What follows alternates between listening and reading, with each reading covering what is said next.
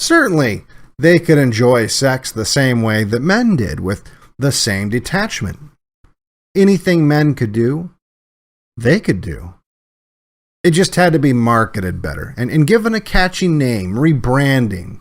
Instead of round, it would be called Friends with Benefits. That just has a much nicer ring than being a complete. The people upstairs, they loved this new slogan, this Friends with Benefits. It was the perfect rebranding.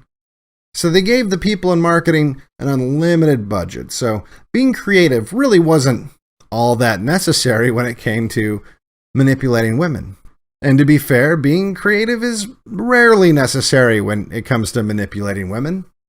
That's why fashion magazines fundamentally haven't changed since the invention of fashion magazines. And why every romantic comedy is interchangeable with every other romantic comedy. Romantic comedy? That's brilliant, said the boys in marketing. So they got to work on not one, but 2 movies they could use to manipulate women into getting on board with this whole Friends with Benefits thing. The first one they would call Friends with Benefits. I told you they don't have to be creative.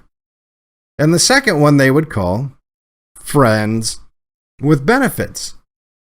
Oh, come on, said the men upstairs. Women are easy to trick. We can have 2 movies with the exact same story, pushing the exact same message, but for God's sake, man, they can't have the exact same name. And so one of these scripts, and I'm actually not kidding, this unironically happened, they renamed to No Strings Attached. Love it, said the people upstairs. So what's the story about? Story? Said the people in marketing. No. That's not how this works. Women don't care about stories. Why do you think every romantic comedy has essentially the exact same story? They care about status. And in 2011, the 2 men with arguably the highest status in the sexual marketplace are Ashton Kutcher and Justin Timberlake. Bam. Done. This propaganda is already paying for itself. Without knowing anything else about this film, women will line up and buy enough tickets to make us millions. So what about the men? Presumably, men will see these movies too, even if some of them are being forced to see it on a date. Who are 2 women that every man in 2011 wants to have sex with, but who aren't so hot that it'll piss off the women in the audience? Just hot enough for the neurotic women to delusionally think they can relate to them. How about Natalie Portman and Mila Kunis? Done and done. Okay, so now we know that the women will come and see the movie because they want to see Justin Timberlake or Ashton Kutcher, and they want to be Natalie Portman or Mila Kunis. So now with all these women in the audience, all we have to do is just normalize the casual hookup culture by having all of the women in the film behave like teenage boys. And then to really sell it, we have the men in the movie behave like neurotic, promiscuous women. But why do that? Why have the women in the film always be the ones that want to make the first move? Why have it be the women who always insist that there be no strings attached? Why have it be the women that are afraid it's the men that will think it means more than it does? If you understand marketing to women, this is pretty easy to explain. Not only does this condition the women by watching women who they want to emulate in the film, it conditions the women in the audience to think that this kind of behavior is normal. But it also alleviates all the fears that come with knowing deep down inside that it's not normal. You see, the women know from experience that on a basic level, that unless they're sociopaths, that they will become emotionally connected with the men that they have sex with. And they won't like that the man is treating it casually. Outside the movie theater, in reality, this makes them feel cheap. because they feel like they're giving up something valuable, and arguably the most valuable thing that they have, giving it up as easily as they would an extra cigarette to a stranger.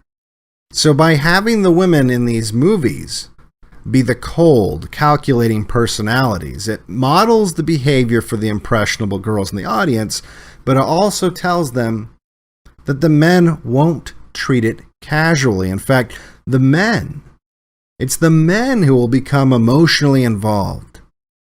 They will pine over the women who are freely providing them sex and demand a relationship with them.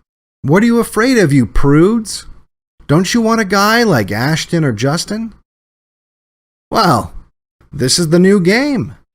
Playing hard to get was your grandma's game. If you really want a guy now, you just have to have sex with him. You just have to casually have sex with him with complete emotional detachment, and eventually he'll fall in love with you. He won't be able to live without your vagina. That's how it works. He will totally think that sex with you is a unique, magical experience that can't be replicated with all the other women who are also giving him casual sex. You see, your vagina is special. That's how it works. And then at the end, you'll be at Grand Central Station while a flash mob that the love of your life has paid to be there in advance dances away to your favorite songs while he professes his love for you. It's as simple as that, ladies. You might be thinking that sounds a little heavy-handed, but don't think the marketing team doesn't do their homework. This might all seem too on the nose, but it's also the subtleties. All about the subtleties. The subtleties like not having any father characters at all for the girls. In fact, in the Friends with Benefits film, Mila's mom is a single mother boomer who loves that her kid is finally acting the way she did in the 70s, finally having random sex, and doesn't even know who her father is. The marketing team, they know their audience very well. They were the same marketing team telling the boomers in the 1970s to just do a bunch of drugs and have anonymous sex. Which is exactly what created all these fatherless homes, all these single mother households that were raising these Gen Xers and millennials who would be very receptive to the whole friends with benefits thing. Once they have kids, whichever children they don't abort, they can tell those kids, who wants to play the same old video game over and over again? People have been playing this video game for centuries. Let's play all these new games. Let's play whatever game comes out, and let's all try to get the high score until we're all just chopping our off, because what does it matter anyway?